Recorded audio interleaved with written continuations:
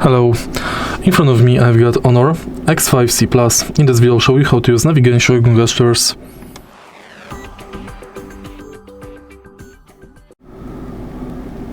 In the beginning, let's go to settings of your smartphone and go to system and updates. Right here go to system navigation and select gestures. Let's go to try out gestures. Now swipe inward from left edge to go back. Swipe inward from right edge to go back again.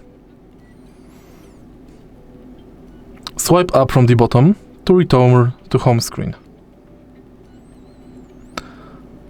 Swipe up and hold to view recent tasks. You can also use one gesture, pinch inside to go to home screen settings. If you find this video helpful, please leave a like, comment and subscribe.